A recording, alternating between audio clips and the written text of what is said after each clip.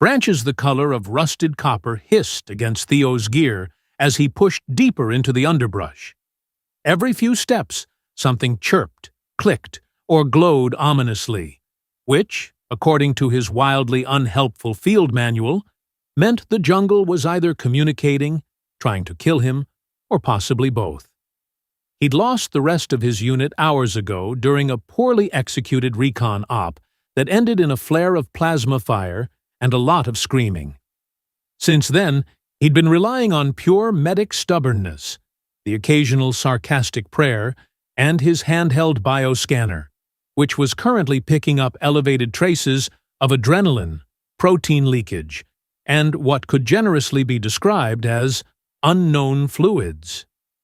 Which probably means blood, Theo muttered. Or alien pee. Either way, someone's having a worse day than me. Statistically comforting.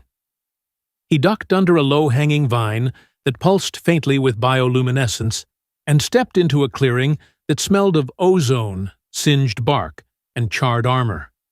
It was quiet. Too quiet. Jungle quiet, which always meant something had died, or was about to. Then he saw her, half buried beneath the twisted wreckage of what looked like an aerial scout bike. A tall figure lay sprawled across cracked ferns. Her skin gleamed a deep blue, slick with blood and rain. Her leg, well, that wasn't a leg anymore. It was an origami project gone terribly wrong. Theo's first thought wasn't about danger, protocol, or even survival.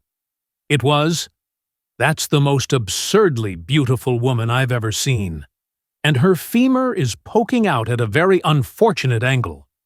His second thought was, "Why is she pointing a plasma blade at me?" Her arm trembled as she raised the weapon, but her eyes were sharp, alien, literally, and furious. "Right," Theo said, hands raised. "Hello. Yes." Terrifying murder gaze noted. "I'm a medic. I fix people. You're a person. Mostly. Technically.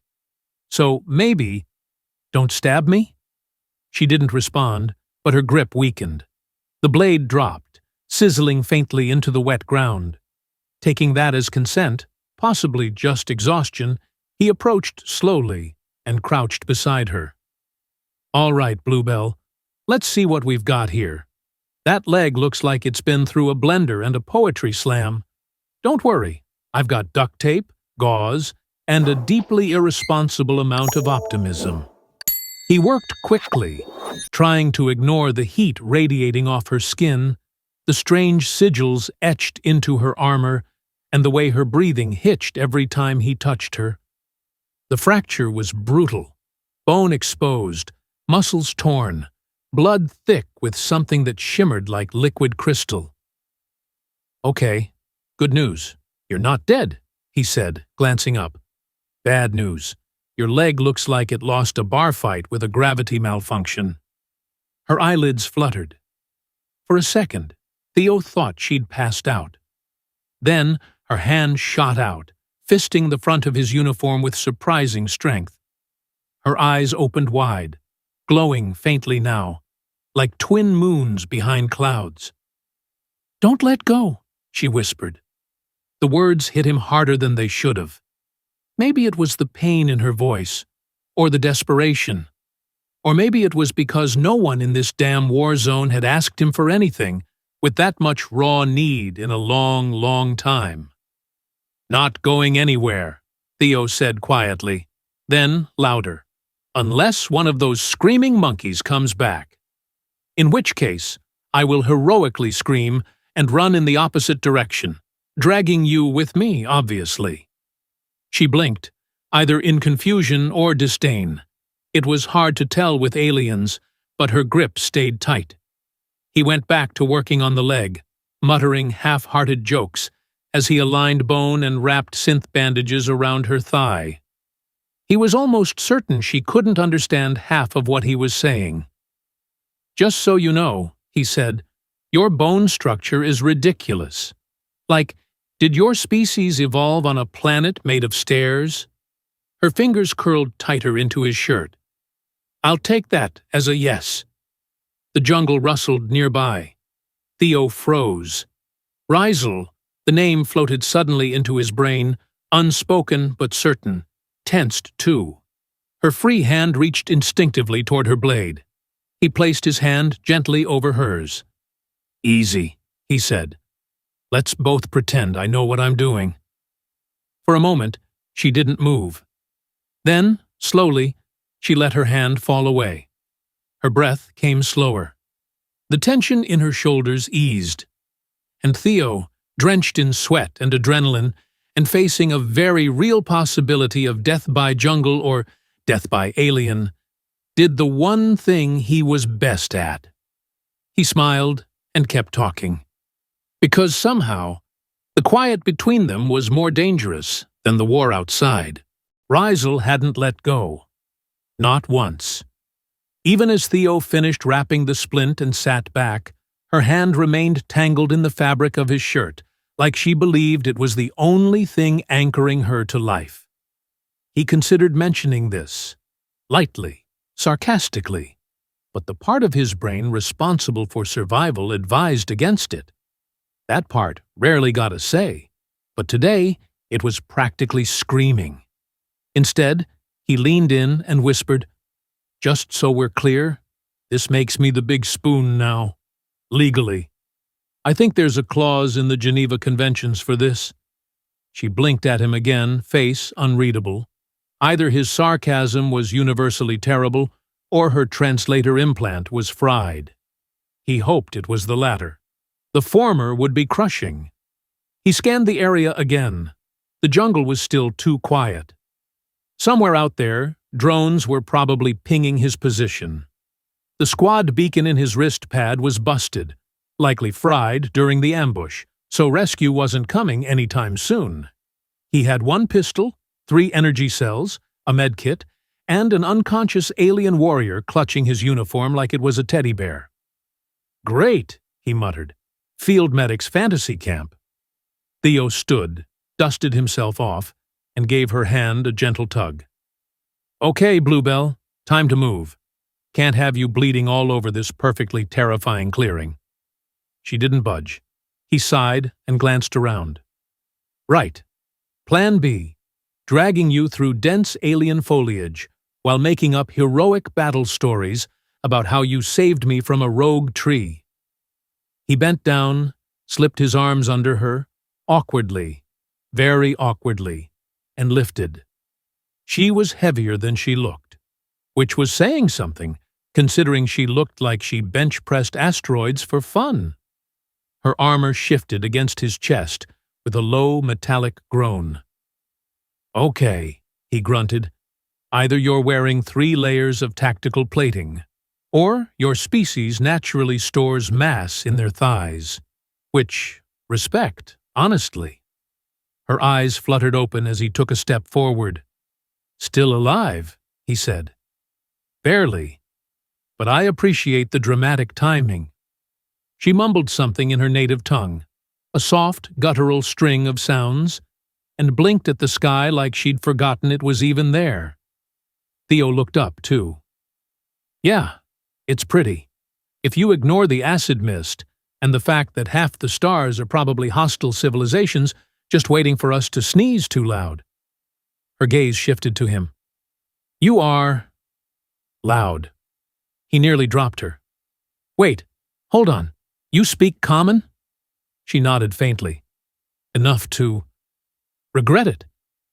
"That's fair." He trudged on, trying not to trip over roots, vines, or his own dignity. The jungle began to darken as storm clouds rolled in, quickly, unnaturally. Great. Drelthar storms were like angry toddlers with plasma grenades. He needed shelter, and fast. "Any chance you've got a remote beacon on you?" he asked, glancing down at her armor. "Or are we relying entirely on my heroic sense of direction and dumb luck?" She raised an eyebrow. "Both are clearly flawed." "Oh, you do know sarcasm. That's dangerous." She gave the faintest smirk. A real one. It lasted maybe half a second, but Theo catalogued it like a rare bird sighting. They found the remnants of a crashed survey pod half buried in a mossy incline. It looked like it had been there for months, maybe years, but the structural frame was intact and, miracle of miracles, the interior hadn't been completely looted. Theo pushed open the hatch, carried Rizel inside, and laid her on the padded bench with all the gentleness of a man who definitely dropped things in med school. "Welcome to Casa de Rustbucket," he said, gesturing grandly. Accommodations include one flickering light panel, a mildly haunted console, and the smell of expired protein packs. Try not to die. She rolled her eyes and exhaled, finally releasing his shirt. Theo slumped beside her, wiped sweat from his brow, and leaned back against the bulkhead. "I'm Theo, by the way," he said. "Field medic, reluctant hero, destroyer of dignity." "Rizel," she said, eyes closing. "Scout, saboteur, regretful of last 5 minutes." He smiled. "Nice to meet you. Want to tell me why you were face first in a bike crash miles behind enemy lines?" She didn't answer. Her breathing slowed. Within seconds, she was asleep. Theo watched her for a while, then pulled the door shut and powered up what little remained of the pod's shielding systems. Outside, thunder rolled across the sky like an angry god with a subwoofer. Inside, he settled in, whispered to himself, "I have no idea what I'm doing," and promptly fell asleep too. Something woke him. Not a noise, exactly. More like a presence, the kind that prickled at the base of the neck and whispered, "You're not alone." Theo cracked open one eye, squinting at the dim interior of the survey pod. The flickering overhead light was still doing its haunted house impression, casting long shadows across the dented bulkhead. He turned his head slowly, and there she was. Rizel was sitting upright. Just sitting. Perfect posture, eyes fixed on the pod's ancient interface panel as if it owed her money. Her blue skin shimmered faintly in the stale light, her face blank and unreadable. "You know," Theo said, voice hoarse, "if you're planning to vaporize me in my sleep, I'd appreciate a dramatic monologue first. Maybe some backstory. Really give me something to work with." Rizel didn't look at him. "Your technology is inefficient. That's hurtful. This junk was state-of-the-art, 20 years ago, on a moon that exploded." She pressed a few buttons.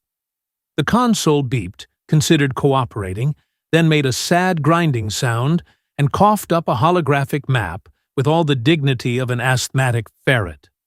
Rizel tilted her head. "Is this normal?" "That's the map trying to give us a stroke. Ignore it." Theo pushed himself upright, wincing as his back cracked in 6 different languages. He moved to sit beside her, rubbing the sleep from his face. The pod's limited system showed a wide radius of their surrounding jungle, dotted with interference zones and faint heat signatures. No clean path, no guarantees. "So," he said, "either we wait here for my people to realize I'm missing, which, knowing their organizational skills, could take a week, or we hobble out together into the wild, dodge drones, survive weather that actively hates us, and hope your people don't try to vivisect me on sight." She looked at him then. Really looked. Her eyes were dark, unreadable, but not cold. Not anymore. "I vote we hobble," she said. Theo blinked. Wait, was that a joke? Was that an actual, functioning joke? Rizel's lips twitched. "My translator is damaged. It may have glitched." "Oh no, don't walk it back. I'm putting it in the official log. Subject responded with humor. It's canon now." He stood and began packing the limited supplies they could salvage: 2 ration bars, flavor, despair, a water filter that whined like a toddler, and a single-use flare that he labeled "for dramatic effect only." He passed her a thermal blanket, which she promptly ignored. "You're not cold?" he asked. "My species regulates temperature internally." "Well, la-di-da. Meanwhile, I've got nipples you could cut glass with." She stared at him. "That is disturbing." "Welcome to Earth Metaphors. We're all about unnecessary trauma." They left the pod as the storm eased into a steady metallic drizzle. The jungle was slick, steaming, and alive with sound.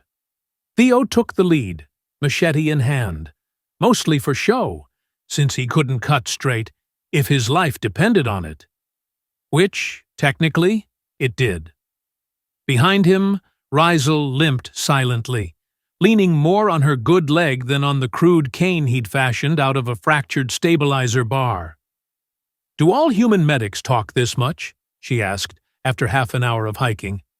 "Only the charming ones." "And are all charming ones this inefficient with navigation?" Theo paused, glanced down at his scanner, then at a clearly non-existent path. "Okay, fair point, but I'm thematically confident." Rizel let out what might have been a sigh, or possibly a laugh that died halfway out of her throat. Hard to tell with aliens. They trudged on. Eventually, the terrain sloped downward toward what looked like a dry riverbed, flat, exposed, and perfect for breaking a leg. Again. Theo stopped at the edge. "I say we camp here, you say?" "I say your sense of strategy is non-existent." Romantic, but ouch. She lowered herself onto a moss-covered rock and winced. Theo joined her, pulled out one of the ration bars and handed it over. Rizel sniffed it, frowned, and took a bite anyway. "Well?" he asked. She chewed, swallowed. "Tastes like defeat." He grinned. "Then it's working." They sat in silence for a moment, the jungle humming around them. "You could have left me," she said suddenly, "when you found me." "Sure," he said, leaning back on his elbows. "But then I'd be alone. And let's face it, I'm a terrible conversationalist without a captive audience." She stared at him. "You are strange. You're welcome." This time she didn't correct him. The third time Theo tripped over a glowing root and face-planted into a colony of squeaking moss spiders, Rizel made a noise that might have been a laugh, or a hiccup, or the beginning of a death rattle. Hard to say with her accent. "I'm fine," Theo said from the dirt, muffled and unconvincing.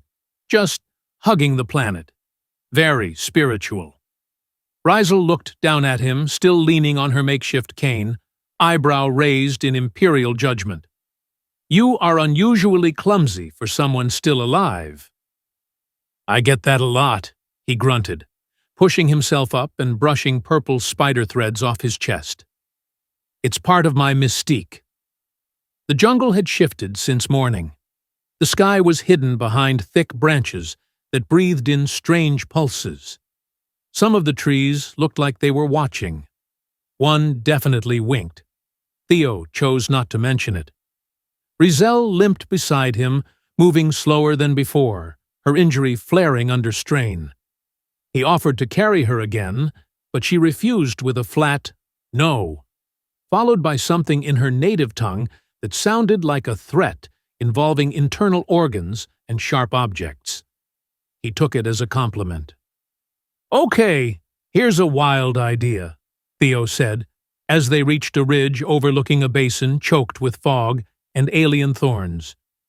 "What if we build a raft, sail down a waterfall, and hope the laws of physics are taking a lunch break?" Rizel didn't answer immediately. Then, calmly, "You are suggesting death." Loudly. "Not death, improvisation. You would not survive 10 minutes on my world. I barely survived 10 minutes on my world. You people at least have laser spears and personal shields. I have sarcasm." She gave him a look. The kind of look that carried the weight of 1,000 years of cultural superiority and a mild headache. They made their way down into the basin, pushing aside foliage that hissed when touched. Theo stopped once to examine a tree leaking amber sap that smelled like burnt cinnamon. "This smells like a war crime disguised as a dessert," he said, taking a sniff. "We're definitely in a restricted biozone." "You shouldn't touch that." "I already did." "You will hallucinate within the hour." "Great. Something to look forward to." They found shelter under a leaning rock formation shaped suspiciously like a giant vertebrae. Theo scanned the area.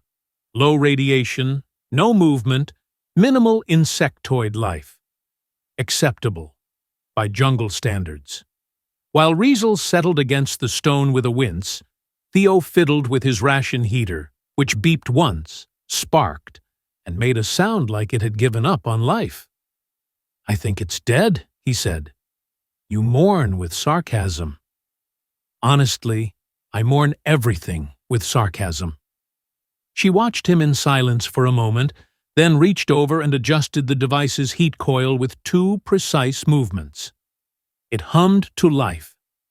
Theo blinked. "Okay, are you secretly an engineer?" "I dismantle explosives." "Well, remind me not to make you breakfast." They shared the warm ration block, barely edible but hot, and sat quietly. Night fell slowly, the trees above releasing faint bioluminescent spores that drifted like stars. For once, the jungle felt still, peaceful. Theo leaned back, arms behind his head. "You know, this is probably the quietest war zone I've ever been almost killed in." Riesel's voice came low. "Why are you here?" "On Drelthar? Bad luck, mostly. Got assigned to the 9th because someone thought it'd be funny. Turns out it wasn't. Unless you're them. Then I'm sure it's hilarious." "Number I meant, why help me?" He looked at her. Her face was serious. Too serious. "I didn't think about it," he said. "You were hurt. That's my job. I'm the enemy. You're a person with a leg that went the wrong direction. That outranks uniforms." She didn't respond, but her gaze lingered on him longer than usual. A soft rustle cut through the silence. Theo reached for his sidearm. "Movement," he whispered. 2 o'clock. Close. Riesel sat up straighter, eyes sharp again. The bushes parted, and a rodent the size of a small dog waddled out, looked at them with mild offense, and squeaked. Theo lowered his pistol. "False alarm! We've been ambushed by a sentient meatloaf." The rodent squeaked again, flipped its tail, and waddled away with great dignity. Riesel exhaled. "You're lucky you're not in command." "Thank you. I make terrible decisions in high-pressure environments." "You made one when you helped me." He grinned. "Not yet. But I'm sure it's coming." She looked away, but he caught the ghost of a smile at the corner of her mouth. Just for a moment. Then it was gone. But it was enough. The dawn broke with a sound that could only be described as a yodeling insect choir auditioning for galactic fame. Theo sat up, crusty-eyed and stiff, as something buzzed past his ear with malicious intent and a tiny scream. "This planet hates mornings," he groaned, slapping blindly at the air. "And probably me, specifically." Riesel was already awake, crouched by the edge of the rock formation, scanning the tree line with the calm of someone who'd probably fought predators bigger than houses before breakfast.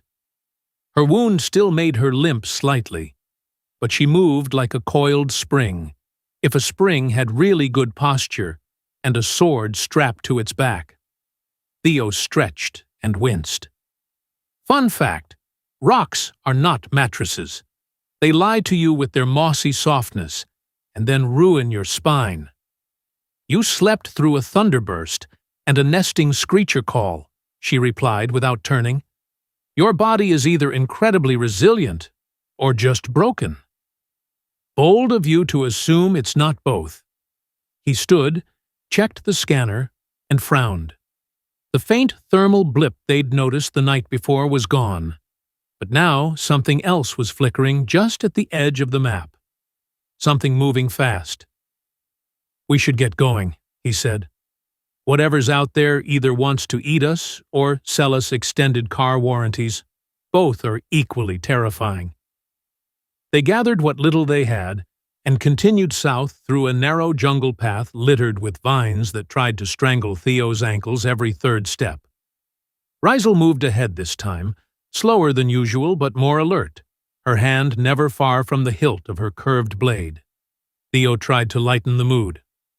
"So, what exactly does your people's military handbook say about bonding with enemy medics? Is it frowned upon? Or is there a secret section titled Interspecies Awkwardness Protocols?"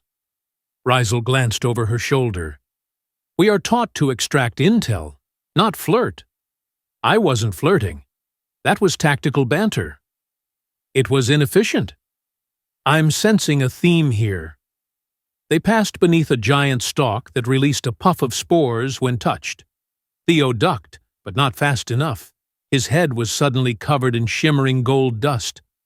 He sneezed, and then sneezed again. Violently. Rizel stepped back, expression unreadable. "I think I've been pollinated," Theo choked, wiping his face with his sleeve. "Do I look fertile? Be honest." "Do you ever take anything seriously?" she asked. He gave her a look, eyes watering. "Only allergies. Everything else is negotiable." By midday, they reached the edge of a vast clearing, one that Theo recognized from the old survey maps buried in the pod's archives. A ruined outpost sat at its center, overgrown and long abandoned, its antennas bent like wilted flowers. But there was still power. Barely. They crept inside. Terminals sparked with low energy. A communication panel blinked in standby mode, flickering between glyphs and ancient distress codes. Theo whistled. "This thing's old. Like dial-up modem old." Rizel moved to the console, her fingers dancing over the interface. "I can patch a signal to your people." "Great," Theo said, "because I'm sure they'll respond super warmly to me telling them I've been camping with a blue-skinned war goddess and sharing protein bars." Rizel paused. "You could go. Now." He looked at her, surprised. "What? Just leave you here?" "You've fulfilled your obligation. I am alive. You've done more than expected." Theo was quiet, for once. Then he said, "That's not really how I work." She studied him for a long second, then turned back to the console and muttered something in her language. Something low and sharp and maybe, just maybe, grateful. He flopped into a dusty chair. "So, we wait. Rescue or pursuit, whichever gets here first." "You're not afraid?" she asked. "Oh, I'm terrified. I just hide it under a thick layer of poorly timed jokes and unresolved emotional issues." She didn't smile this time, but her eyes softened. Just enough. Outside, the jungle swayed under wind that smelled like ozone and dust. Inside, the signal pulsed weakly into space, calling someone. Anyone. And in the quiet between them, something else flickered to life. Small, strange, and real. The outpost's signal tower screamed into life, with all the grace of a dying bird being electrocuted mid-song. Theo flinched, clutching his chest. "That's either a distress call being broadcast," he said, "or someone just activated the world's most judgmental espresso machine." Rizel didn't even blink. She continued working at the console, her long fingers moving with precision across cracked touchpads and flickering data streams. Static danced across the screen, then resolved into a series of low-frequency bursts, the language of her people. It was rough, clipped, coded, but unmistakably urgent. "Your people?" she said. They are not the only ones who received the signal. Theo's stomach did a slow, sarcastic flip. Well, that's comforting. Shall we open the door and greet them with muffins and mutual suspicion? No one will offer muffins. Okay, maybe just the suspicion then. Outside, the wind picked up, bending the jungle trees with a warning. Something was coming. Not yet close, but closing. They sat in silence for a moment, the air around them thick with ozone and unspoken words.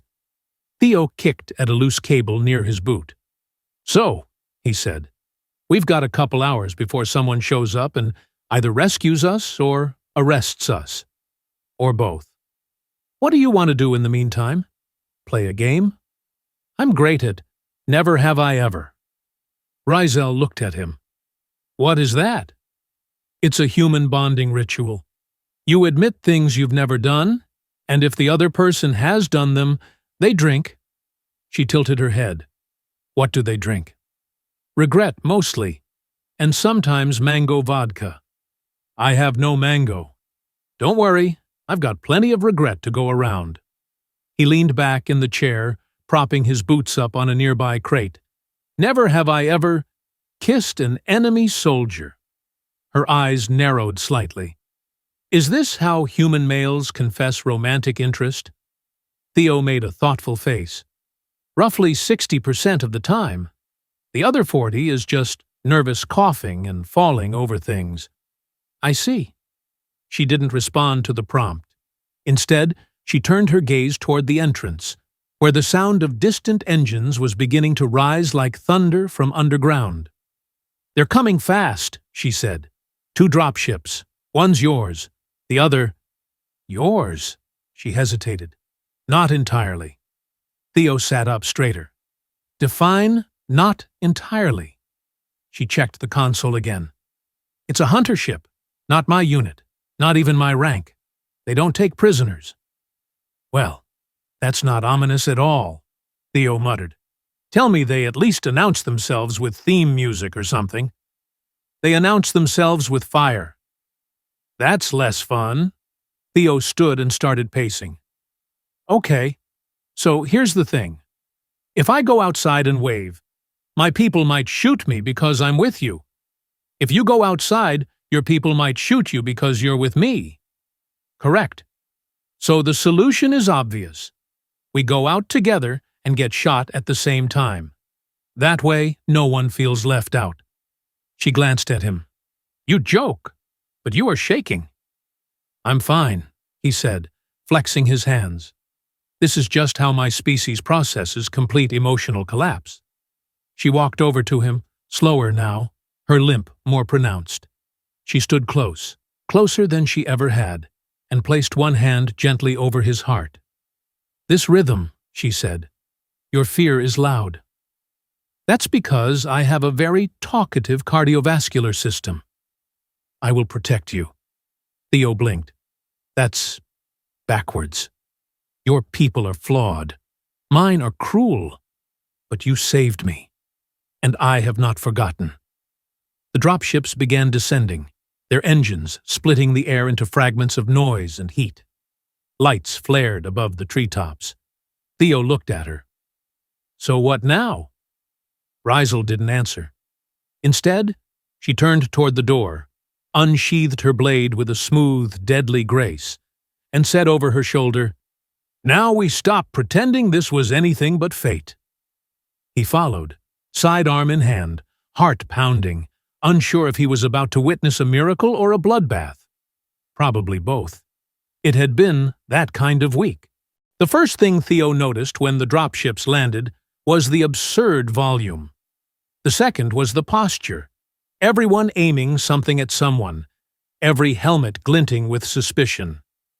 He stood still in the clearing, hands raised, one foot in human territory, the other in the shadow of a ship he definitely wasn't authorized to approach. Behind him, Rizel stood tall, wounded leg stiff, but her spine unbent. Her blade was sheathed now, her expression unreadable. Her people had landed in formation, sleek armor and glowing visors, like a wall of sentient refrigerators with a bad attitude. Theo's people were no better, a scatter of soldiers from the 9th Division, twitchy and way too trigger-happy. "Name and rank!" someone shouted. "Theo Marin," he called back. "Field medic, semi-voluntary participant in interspecies diplomacy, current wearer of questionable underpants." There was a pause, a long one. Rizel leaned over slightly. "Are your leaders always this organized?" "Only on Tuesdays, and this isn't one of them." A figure stepped forward from the human side, Captain Brian, his face red from sunburn and rage. "Marin, what the hell is this?" "Survival," Theo replied. "Mostly hers, some mine." Another figure emerged from the other ship, this one in ceremonial armor lined with gold filaments and etched insignias. Her face was hard and beautiful, the older mirror of Rizel's. "Mother," Rizel said without flinching. "Oh," Theo muttered. "Of course. Why not make things more awkward?" The alien commander strode forward, stopping just short of Rizel. Her eyes flicked once to Theo, then returned to her daughter. "You have compromised your mission. I survived it. And this human? Saved my life. Twice. And called me Bluebell." Theo smiled weakly. "Technically 3 times if you count the fruit incident. Long story." For a moment, the clearing seemed to balance on a blade. Then the alien commander turned back toward her ship. "Return when you are ready to be who you were born to be." She walked away. No fanfare, no shouting. Just gone. Captain Brian cleared his throat. "And what about you, Marin?" Theo looked at Rizel. She met his gaze without flinching. "I'm ready to go home," he said. "But not alone." There was silence. Even the birds, or whatever passed for birds here, shut up. Brian muttered something about paperwork and gestured toward the ramp. "Fine. But you're explaining this to command." As the humans boarded, Rizel turned to him. "You could have left me." "I know. You didn't." "Also, no." She stared at him for a moment, then did something unexpected. She reached out and took his hand. No pressure, just contact. Solid and deliberate. Theo blinked. "Is this a cultural thing? Or are you trying to break one of my fingers?" She almost smiled. "You are still afraid." "I'm always afraid." "You hide it better now." "Well, yeah," he said. "I've had practice. You're very educational." They boarded together, side by side. No chains, no restraints. Just a medic with questionable social instincts and a blue-skinned scout with an attitude sharp enough to slice steel. Back on the ship, Theo watched the jungle recede through the viewport, trees swaying like they knew a story had ended there, or maybe started. Later, in the medbay, Rizel let him patch her up properly this time.